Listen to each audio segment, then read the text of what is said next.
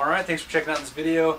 I'm here with Montana today. He's going to tell us a little bit about this awesome bow back here, the Mathews 32-inch Halon. Yes. Back to full draw. And I don't know if you're going to like this. It's a top hat. Causes it.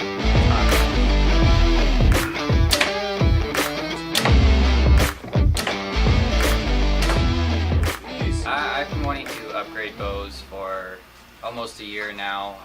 I'm new to archery, but I work at a place where I help people pick bows out. I know a little bit about archery, but I'm passionate enough about the sport, the hobby of archery, that I decided I wanted to be shooting what could be considered a flagship bow rather than an entry-level bow, just because I love the sport so much. So the process started back November of last year, roughly. I decided that I wanted to get into a flagship bow, either a Hoyt or a Mathews, Obsession, Prime, just any high-end bow.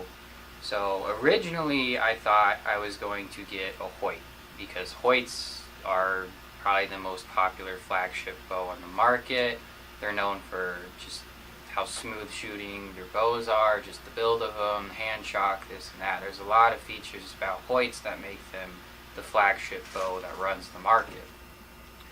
But me being nitpicky, I decided I needed to look at other bows and consider other options rather than just going straight after a Hoyt. So I decided I needed to look at a Mathews, because Mathews is the same way. They're known for phenomenal bows. Same with Prime. Primes are known for phenomenal bows. And other co-workers of mine, I would ask for their opinions. And a man I work with who knows entirely way too much about archery recommended Obsession. So I looked into Obsession bows along with Bowtechs, just a wide variety of bows. So finally, when the time came and the research was done, I saved up enough money to go down and finally go and shoot these bows. And where I work at, I do get the opportunity to shoot bows in when customers bring them in. I've shot a Bowtech Range 6 or Range 7 at work. Phenomenal bows, smooth pull, a little hard. Say it was set at 60, it feels like you're pulling 70. A hard draw, but smooth for those Bowtech Range 7s. I drove down to Fort Collins to an Obsession dealer, shot the Obsession DEFCON 6 and the Obsession Turmoil. Loved them, just wasn't satisfied with them. Didn't think I could walk away with one. Drove to a different pro shop down in Fort Collins, and it was a Hoyt and Mathews pro shop. And I went into this pro shop expecting to buy a Hoyt, because like I said previously, they're known for their bows, and it's just the more popular brand on the market. So I went into this store, Rocky Mountain Archery in Fort Collins, and I picked out a Hoyt Pro Defiant Turbo, this Mathews Halon, and I had them all set up at 65 pounds, 28.5-inch draw to my specs. Of course, the first bow I go to when it's time to shoot is the Hoyt Pro Defiant, because that's originally what I had my eyes set on, just had a gut feeling that's what I was leaving with. Pulled it back, smooth draw, solid back wall. Of course, Hoyt offers limb stops, just adding an additional back wall there. And fired, shot it, very little to no hand vibration without a stabilizer. Shot it a few more times, loved it, thought I was leaving with it right away. But me being me, I convinced myself to shoot another bow. Good. Picked up the Hoyt Pro Defiant Turbo, which is a 5-inch brace height. The DFX cams that's in all the Defiant and Pro Defiant series, they're just shaped a little bit differently to give them a little bit more of a snap to increase speeds, along with the 5-inch brace height, which helps with speeds. Shot it 3 times, didn't like it.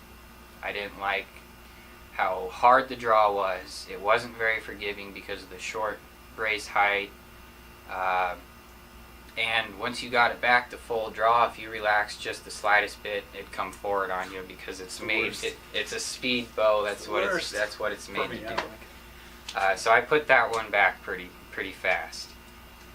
And then I picked up this Mathews Halon. This is a Halon 32, 2017 bow for Mathews. Immediately thought it was top heavy. I was like, man, I don't know if I'm going to like this. It's a heavy bow, which it is. The Mathews Halon Bear weighs in at 4.73 pounds, which is a pretty heavy bow. Sure. The Pro Defiant was like 4.3, 4.4, which isn't much lighter, but noticeably lighter when you pick it up. But these Halons, they're heavy. You can see that the riser runs all the way down. You have more on the top half than you do the bottom half, which causes it to be top heavy. But I still shot it regardless of what I thought of the weight, and I drew back, and the first thing I thought when I drew back is this bow's not set at 65 pounds like I asked the guy to. But I drew back, anchored it, played with the back wall. There's no play in it at all, which is kind of surprising because there's no limb stops on it. And then I shot. The second I shot, I fell in love with it. There was zero, and I mean zero, hand shock.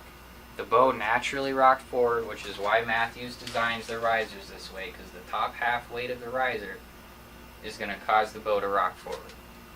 Which I like that. You know, it's proper form, but you don't have to shoot that way if you don't like to. But I just fell in love with it after that first shot. But as soon as I shot the first arrow, I turned to the pro staffer that was helping me, and I was like, hey, can you make sure this is set at 65 pounds? It doesn't feel like it. He's like, oh, no, it's set at 65. And I was like, really? Really? Because it felt like I was pulling a 55 pound draw because it was so smooth and so light. And he pulled out one of those hand testers where you put it on the D-loop and pull back, and it read 65. Crazy. And I was like, wow, that's amazing. So I narrowed it down to the Hoyt Pro Defiant and the Mathews Halon 32, obviously. I'd shoot an arrow through the Hoyt, I'd shoot an arrow through the Hoyt Halon. Loved the Mathews, but was still in the mindset of I'm buying a Hoyt. And so I put my stabilizer on the Hoyt, shoot it a couple times, take it off, put it on the Mathews, because the hand shock was there was almost no hand shock in the Hoyt, and then the Mathews had none. But I was still in that stubborn mindset of I'm leaving with the Hoyt, even though I knew in the back of my head that this was a more comfortable bow, in my opinion. So I ended up obviously buying the Mathews Halon 32 because the draw on it was so smooth. It doesn't feel like you're pulling the actual weight. It feels a lot lighter. It's just a comfortable bow to shoot, smooth draw, solid back wall, and I loved it. You know, it's just a good bow. So that was the process of leaving out some details, but that's just the general summary. But cool.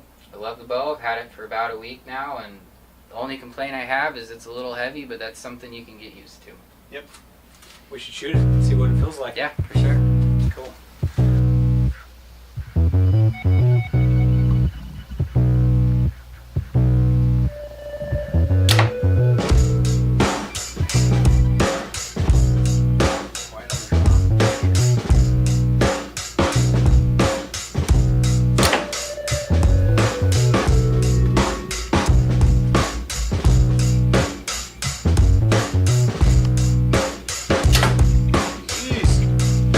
Pretty good.